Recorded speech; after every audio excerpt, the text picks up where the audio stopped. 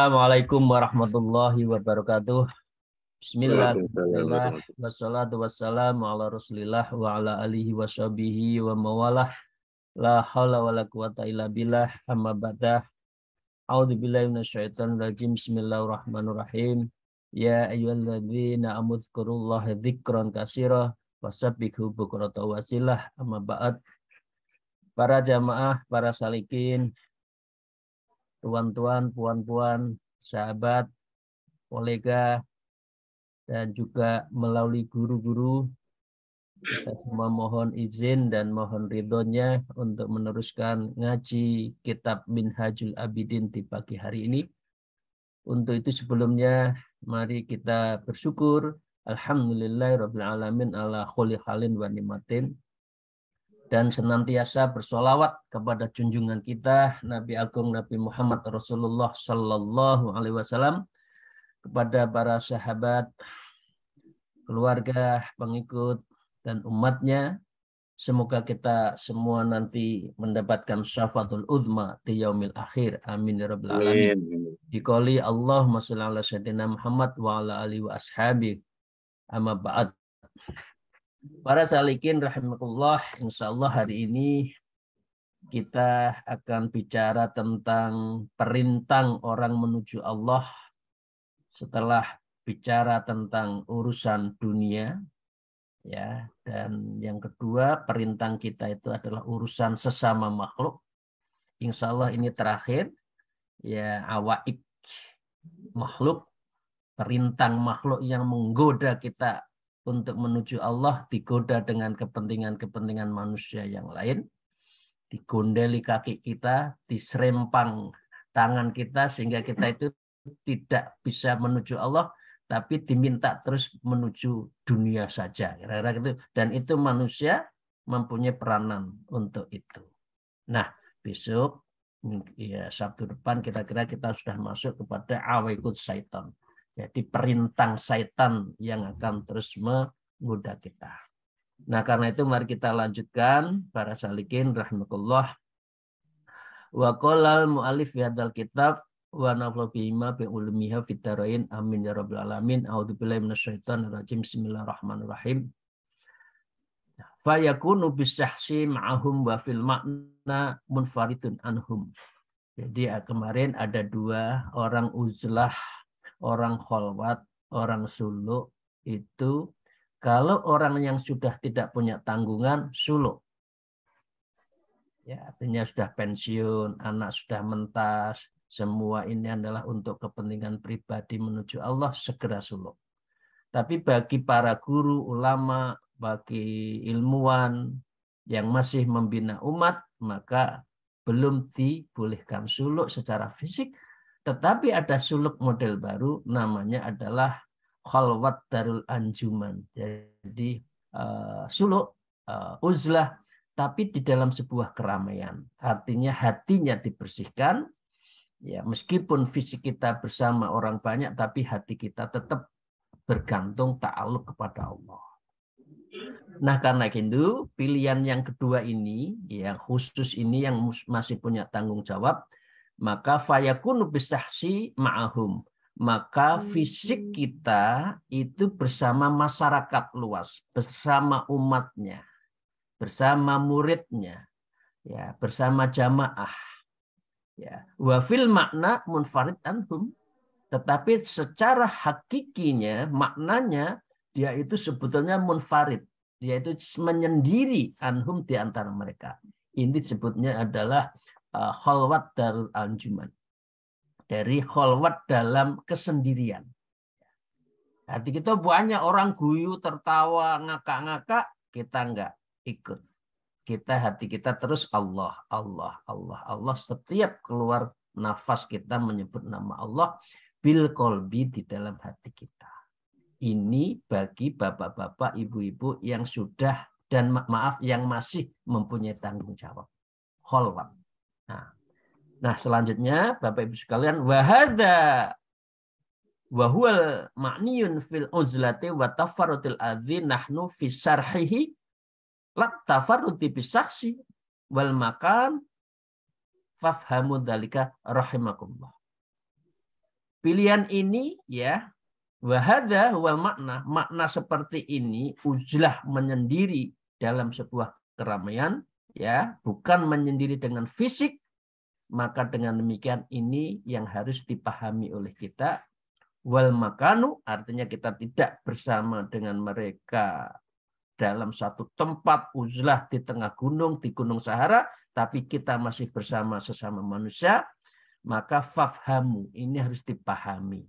Pahaminya apa? Kuatkan hati dulu. Bersihkan hati dulu. Pernah suluk dulu, tapi tetap membina umat. Ya, dzalika rahimakumullah, moga-moga orang mengambil jalan ini pernah suluk, pernah ikut tarekoh, tapi tetap membina umatnya. Rahimakallah, moga-moga Allah memberikan rahmatnya orang yang berjalan dan mengambil tempat ini. Nah itu saya lanjutkan. Wafihi yakulu Ibrahimu ibnu Adham rahimakullah kun wahidan jami'an wa mir rabbika dha unsi wa minan nasi wahsiyan. Model suluk kholwat uzlah model ini seperti yang disampaikan oleh Syekh Ibrahim bin Adham. Beliau mengatakan kun wahidan jami'an. Jadilah kau itu diri sendiri di sebuah keramaian, di sebuah jamaah. Artinya kholwat darul anjuman. Hati kita kepada Allah meskipun diri kita itu masih bersama dengan orang banyak. Ya. Orang kan tidak boleh meninggalkan tanggung jawab. Kita semua kan masih punya tanggung jawab kecuali ibu-ibu bunyai yang sudah usia sekian itu ya, yang sudah nggak punya tanggung jawab, ya anak mentas, semua pensiun, urusan dunia sudah ada. Alhamdulillah punya pensiunan, punya kos-kosan, urusan makan selesai. Loh, untuk apa lagi kalau tidak mendekatkan kepada Allah melalui uzlah, kholwat, dan suluk itu. Jadi Syekh Ibrahim bin Adham mengatakan, jadilah engkau sendiri di dalam semua jamaah. Wa mir rabbika dzana unsin wa min nasi wa khasyan. Wahsyan. Maka orang seperti ini adalah pada Allah kita memiliki satu sikap nanti adalah wahsyan, hidup itu tenang, tidak liar. Sebenarnya wahsyan itu tidak liar, artinya ya kita dengan manusia, tetapi kita tetap bergondelan, bergumantung, memegang ta'aluk kepada Allah Subhanahu wa taala. Ya. Nah, dengan demikian fa inkila fama taqulu ma fi madarisi ulama al-akhirah wa rabitati sufiyah saliki tariqil akhirah wasukuni fiha. Ini ada pertanyaan. Lalu jika dikatakan maka taqulu fi madarisi, maka kalau ada seorang ulama di antara kita, mudaris, ulama akhir, kemudian beliau belajar khusus akhirat, warobitoh sufiyah di dalam zawiyah di tempat pasulukan di dalam sufiyah seperti itu, ya. Saliki, orang ini adalah suluk tariqon akhirah, berjalan menuju Allah, wasukuni fiha, dan beliau adalah memang hidupnya di sufiyah itu, di zawiyah, di tempat-tempat suluk. Bagaimana? Nah, ini ada yang bertanya gitu. Maka dengan demikian fa'lam anna tilkat tariqah muthlafi hadha sa'ni li'ammati ahli alim wal istihad. Sekarang orang yang suluk secara fisik dan psikis, secara badaniah dan rohaniah, kemudian memang suluk sehari-hari di masjid, sehari-hari di tempat pasulukan, di pondok pesantren, maka ini adalah sangat baik, tetapi adalah bagi orang yang disebut dengan adalah ahlul ilmu dan ahlul istihad. Maaf, umur 60, nah maaf saya sudah 60 tapi masih punya tanggung jawab, masih punya jamaah dan sebagainya. Misalkan umur 70, 80 sudah nggak punya siapa-siapa, udah di pesantren ada, di suluk aja. Maaf, daripada di tempat-tempat panti jompo. Saya di guru saya di Imbaran Kediri sana banyak. Ya, mau ikut anaknya juga sungkan. Maaf, pulang ke rumahnya, mbahnya suruh ngopeni putunya. Ini kan kasihan ibu-ibu ya. Ya, kepada yang masih muda jangan ngerjain mbahnya. Biarkan mbahnya mempersiapkan diri pada Allah di tempat pasulukan, zikir, sholat, ya, dan taklim. Ini jangan kita itu ngerjain orang tua ya. Maaf ya. Sudah tua. Kecil ngopeni kita. Sampai tua suruh ngopeni anak kita. Ya. Nggak diopeni orang tuanya bengkerengan dengan mbahnya itu. Ya, anaknya yang harus tahu. Ibu, bapak, lebih baik ayo zikir. Boleh di rumah sini zikir, ini kamarnya. Atau kalau mau ke pasulukan, pasulukan. Kalau mau torikoh, torikoh. Saya antar. Nggak usah ngopeni anak putunya, cucunya. Full mempersiapkan diri pada Allah. Tapi kadang-kala mbah-mbah itu juga gitu ya mau menyibukkan diri dengan cucunya. Katanya hiburan lah. Hiburan itu akhirat, bukan hanya cucu. Oke ya, jadi sekali lagi, kalau orang mengambil jalan di tempat sufiah, ya zawiyah, itu adalah baik. Karena kalau sudah memang beritikat ijtihad untuk ke sana. Nah, dengan demikian, wadzalika li anna jama'tal makna ini wal faidata ini latta ini isdahumal uzlah anin nas wa tafrudun anhu bisuhbati wal mukhalatati wal muzamahati fi umurihim. Jadi ada dua, kembali lagi ya tarekah. Maka ada dua untuk uzlah.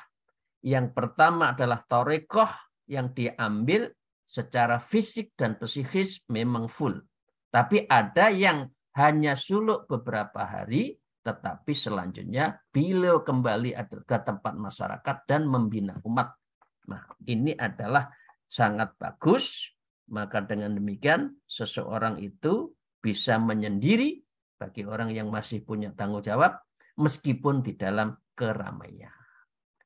Nah, yang kedua wasaniyatu musyarakatu ma'hum fi jam'ihim wa jama'atihim wa takfiri sa'irul Islam. Orang yang masih punya tanggung jawab kemudian membina umat ini adalah apa? Taksiri sa'irul Islam. Ini mempunyai syiar agama Islam yang sangat bagus. Artinya umat tetap harus dibantu. Maka dengan demikian fatahsul salamah allatihal munfarid. Orang ini, orang yang punya tanggung jawab sosial adalah orang yang bisa selamat. Karena amalnya banyak, dibantu, didoain oleh jamaahnya. Dan dia meskipun hiyal munfarid, meskipun dirinya itu sendiri dalam sebuah keramaian. Wal khairu kathir alladhi wali amal muslimin. Maka kebaikan yang berlimpah untuk mayoritas kaum muslimin, orang seperti ini akan diberikan apa?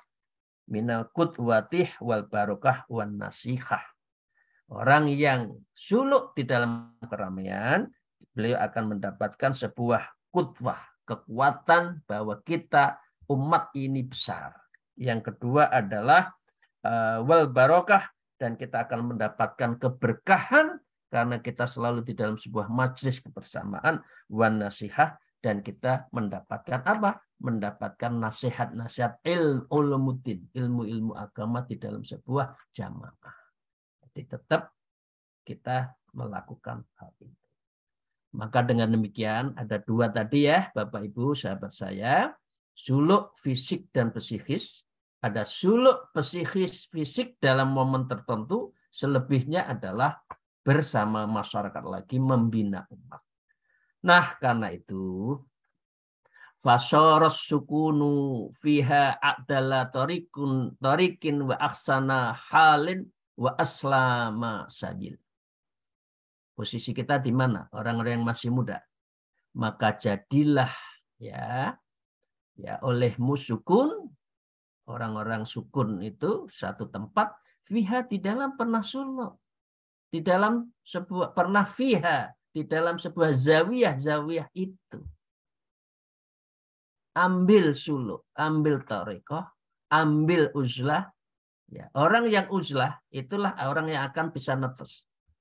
Entung saja, apa entung itu bahasa Indonesianya apa ya? Baru bisa terbang setelah sekian lama untuk bertapa di dalam sebuah rumahnya. Rasulullah mendapatkan wahyu setelah uzlah, setelah khalwat, setelah bersuluk lah kata itu. Beliau suluk dapat wahyu, wahyunya itu dipertamakan, dibaiatkan kepada Syekh Abu Bakar Siddiq. Sayyidina Abu Bakar Siddiq itulah pertama yang mendapatkan ilmu tarekoh dari Rasulullah, dan tarekohnya adalah disebut Naqsyabandiyah, Khalidiyah. Dan itu diawali dari Rasulullah dapat wahyu, disampaikan kepada Sayyidina Abu Bakar, Salman Al-Farisi sampai sekarang. Jadi fasor sukun fiha. Orang yang bertorikoh dan masuk pondok-pondok sufi, torikon itu sebuah torikoh, wa ahsanu khalid, ini adalah situasi yang terbaik, wa ahsana, wa aslama, dan orang seperti itu adalah orang yang paling selamat. Dunyone oleh, memang tujuannya akhirat. Jadi tidak meninggalkan dunia, tetapi akhirat dia dapatkan karena memang hatinya ta'aluk, selalu menyambung dengan Allah Subhanahu wa taala. Ini disebutkan di sini wa ahsanu halin wa aslama sabil. Ini adalah jalan terbaik, wa aslama, dan sabil, jalan yang bisa menyelamatkan dirinya. Bapak Ibu sekalian ya. Maka dengan demikian walihad sa'na aqamu aktsarul arifin bainan nas linaf'ihim liibadatillah ta'ala fi babiddin wa qillati adalahum wa musyahadah khalqi liidabihim wa husnu rusumihim liyaqtadu bihim. Jadi keadaan seorang yang tadi sukunun fiz zawiyah, fis sufiyah, ini adalah orang yang aktsarul arifin, orang ini adalah jalan yang ditempuh orang yang ahli ma'rifat. Artinya bahasa lain, kalau orang tidak tarekoh, tidak ikut suluk, tidak uzlah, tidak khalwat, nggak mungkin dia ma'rifat. Ya, dengan demikian karena jalan yang diambil aktsarul arifin, orang-orang ahli mayoritas itu adalah melakukan seperti itu. Dia adalah hamba Allah dan kuat di dalam bab agama, ya fi babiddin, dalam urusan agama, wa qillati adzam, dan kurangnya tindakan yang menyakiti sesama masyarakat. Lah orang kalau masyarakat itu ketemu apa? Biasanya ngerumpi. Nah, kalau orang sudah menuju Allah tidak suka ngerumpi. Maka dengan demikian orang seperti ini apa? Wa musyahadah, orang ini akan bisa musyahadah. Li'adabihim, dan dia mempunyai adabnya bagus, etikanya bagus, wa husnu rumusihim, dan dia kesehariannya adalah orang banyak yang bisa memberikan manfaat kepada sesamanya. Nah, karena itu ini bagi yang khusus. Tetapi bagi orang yang masih punya tanggung jawab, fa inna lisanul hal afsal min lisanil maqal. Karena sesungguhnya lisanul hal, ucapan itu lebih fasih daripada lisanul maqal, apa yang diucapkan. Jadi Bapak Ibu sekalian, yang tokoh-tokoh harus menjadi suri teladan dan hatinya harus kuat dulu. Kalau enggak nanti, kemarin di kitab apa ya? Di kitab Maqasidul Ayah ya. Ya, orang jadi ulama karena sembrono jual ayat-ayat itu ya. Ahli hadis, ahli fikih, kemarin kita bahas di kitab yang lain. Nah, maka dengan demikian fasara dzalika ahsana tadbirin fi amriddin lil ilmi wal ibadah wa ahkam ra'i. Maka jadilah hal kamu yang bisa mengatur urusan agama untuk ilmu ibadah dan kamu mendapat orang yang paling bijak. Jadi orang yang mempunyai ilmu dua-duanya itu biasanya orang yang paling bijak. Nah sekarang gini, fa'ingkila, apabila ditanya urusan lain apa? Ini kan gaya nulisnya Imam Ghazali kan gitu. Ada dialogis dan dialektika. Ditanya, dijawab, ditanya, dijawab. Ya. Wa ingkila. Ya. Qala khalul murid ma'al mustahidin wal murtadin ayashabuhum am ya'tajuluhum. Beliau mengatakan, bagaimana seorang murid bersama orang yang beristihad dan riyadhah di dalam zawiyah tadi, maka apakah ia mesti berinteraksi dengan mereka atau tetap berujlah? Nah, ini dua baina ya. Dirinya sebetulnya masih punya tanggung jawab, tapi dirinya juga uzlah. Nah, maka jawabannya apa?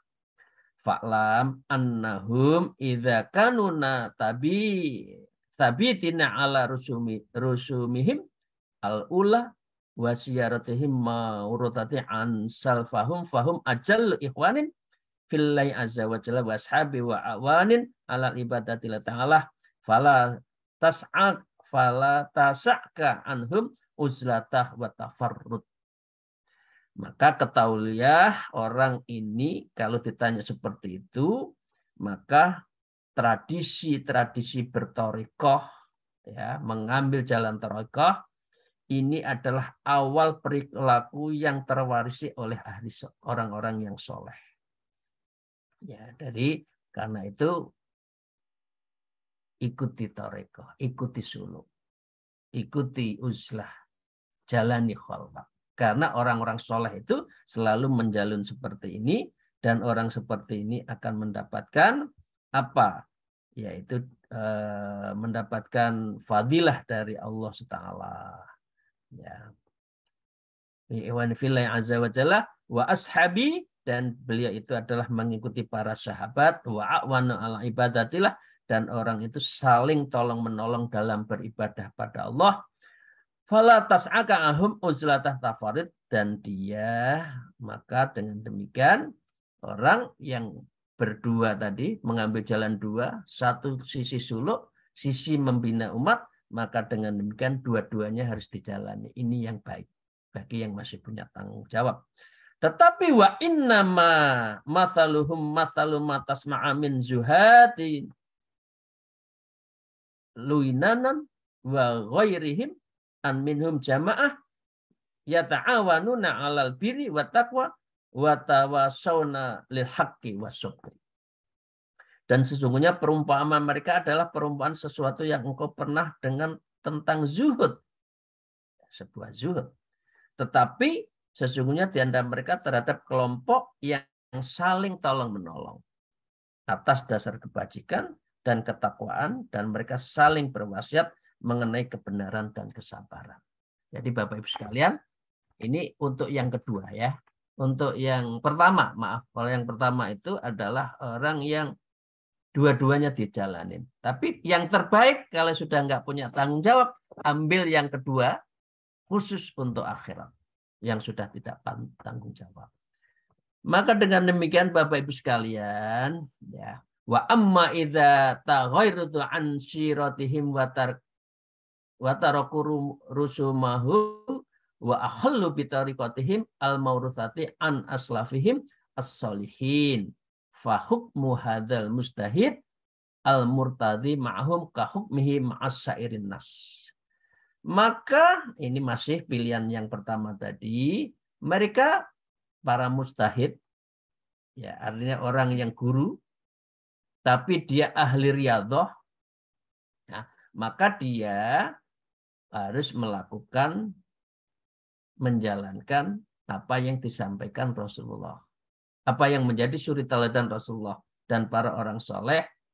Dia satu sisi mustahid, di sisi yang lain adalah riyadhah pada Allah, tetapi dia juga tidak melupakan sebagaimana halnya murid yang berinteraksi sesama manusia. Mahum wa hukmi asairin nas, dirinya bersama manusia, tetapi hatinya bersama Allah Subhanahu wa taala. Maka hendaknya yalzamu zawiyah wa kufu lisanu wa syurakihum fi khairitihim wa yujanibuhum fi sa'iri akhwalihim wa afatihim. Hendaknya murid, artinya orang yang sudah suluk menuju Allah, menetap di tempat pribadinya. Ya, kalau sudah murid, ini yang kedua, kalau sudah di zawiyah di tempat suluk, dia itu bisa apa? Wa yukaffu lisani. Menjaga lisannya karena di situ hanya zikir. Wa yusarikum fi khairatihim, dan dia bersyarikat untuk apa? Membuat kebaikan. Wa yujanibuhum, maka dengan demikian dia membuat kebaikan fi syairi, ya, semua akhwalihim wa afatihim, dan mereka bersatu untuk menangkal bahaya-bahaya. Jadi kalau orang suluk itu nggak ada bahaya. Intinya sama-sama mengingatkan. Sudah amalan keberapa? Sudah sholat apa? Saling ingatkan. Nah, maka dengan demikian, seorang murid senantiasa berada dalam kondisi yang beruzlah dan dari para pelaku uzlah lainnya. Dan bagi seorang yang menyendiri diri dari orang yang menyendiri diri. Jadi orang suluk itu menyendiri. Dan dia mendekatkan kepada Allah Ta'ala. Nah, dengan demikian, ada lagi. Ini masih meneruskan. Apabila ditanya tentang sebuah ikhtiar seorang mustahid, murtadho, ayyahruja min bainihim ila makanin akhar li solihin yarahu fis nafsi, wa tujan afati tadkhulu alaihim fi suhbatihim. Bagaimana ini? Orang sudah suluk berkali-kali, tetapi dia akhirnya bermasyarakat, ya, dan dia meyakini masyarakatnya perlu dibina, dan untuk itu agar masyarakat itu bisa menjauhi dari bahaya, lisolih untuk kebaikan, yarahu binaiwa wa tunjan dan afati, dan untuk menghindari masyarakat itu dari afat bahaya-bahaya, maka dengan demikian orang ini tadkhulu alaih, boleh. Harus masuk kepada komunitas yang rusak itu untuk diingatkan, fisuh batihim, dan melakukan berinteraksi kepada mereka. Jadi Bapak-Ibu sekalian, tidak ada istilah diam. Jadi harus tetap berdakwah kepada sesama manusia. Maka dengan demikian, ketahuilah tempat-tempat belajar kaum sufi, fa'lam anna hadil mutaris warribat, ya, tempat-tempat suluk, ribat, zawiyah, bimang zilya hisnun hasin, ya, atau pesantren-pesantren itu adalah benteng yang kokoh. Wa tasahhanu biha mustahidun, dan ini bisa membentengi para mustahid, anil qutwi wasyuruk, dari para pembegal dan pencuri. Maaf, izinkan saya mengatakan, mohon maaf kalau ada yang tidak berkenan. Kalau ahli dakwah, penceramah umum itu harus sekali-kali dalam hidupnya itu suluk. Jangan terus sehari 5, 6 kali, 10 kali undangan. Ya, 1 kali undangan berapa? Kasirun, ya, banyak itu kan, yang tebal itu. Nanti orientasinya berlain. Dia harus saat tertentu berhenti 21 hari suluk, diam, atau 10 hari, diam. Nah, dari situlah dia itu, amalannya itu tidak ada namanya pembegal dan pencuri. Jadi amalannya itu menjadi bersih lagi. Lama-lama kalau maaf bahasa Jawa ya, kalau dilulu, ya, dilululi apa ya, dimanja, berkali-kali salam tempel, setiap ketemu ada orang salam tempel, lupa.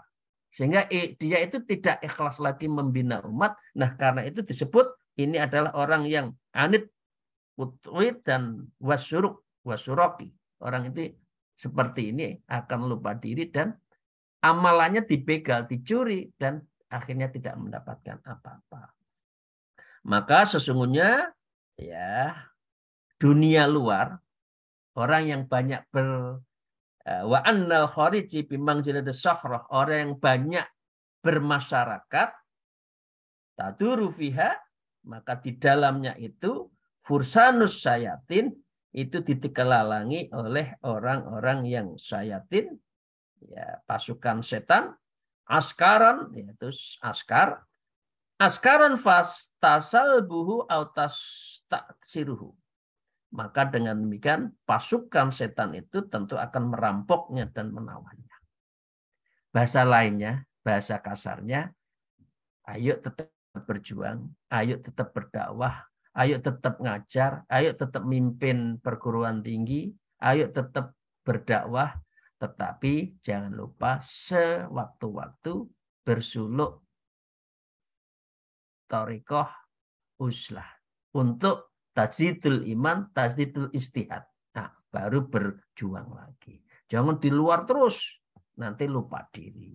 Ya, maka dengan demikian diistilahkan fakaifa khalu idza kharja ilan sakhra fatamakkanal atuwa minhu min kulli janibin.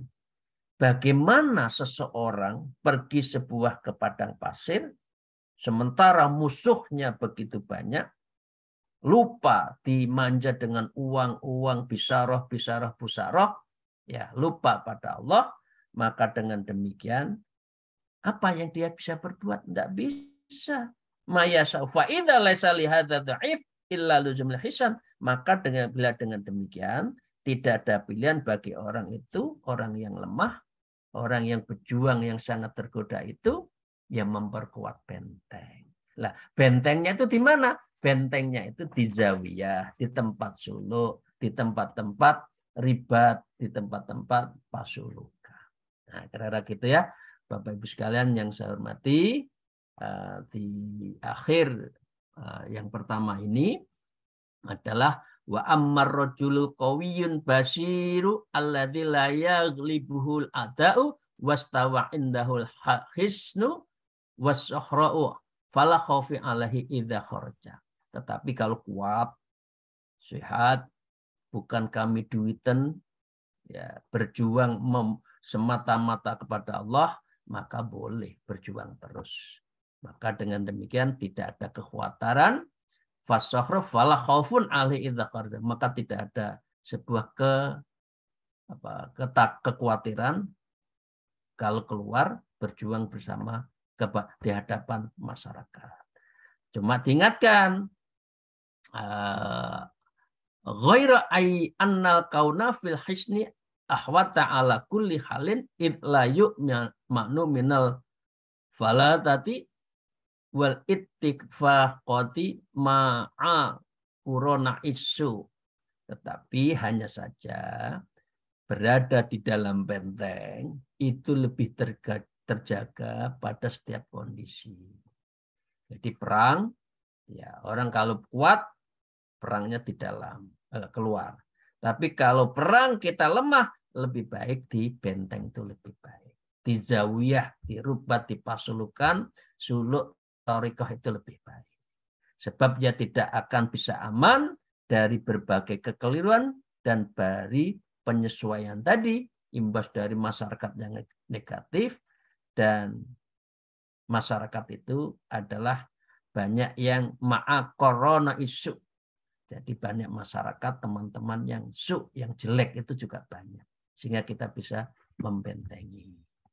Ibu dan Bapak sekalian yang saya hormati, demikian untuk sesi pertama. Semoga Allah meridhoi, memberkahi, dan betul-betul menjaga hati kita, futuhul qulub, sehingga kita itu bisa tazkiyatun nafas wa tasfiyatul qalbi, dan dalam rangka mendekatkan diri kepada Allah Subhanahu wa taala. Amin ya rabbal alamin. Akhirul kalam, wallahul muwaffiq ila aqwamit thariq. Wassalamualaikum warahmatullahi wabarakatuh.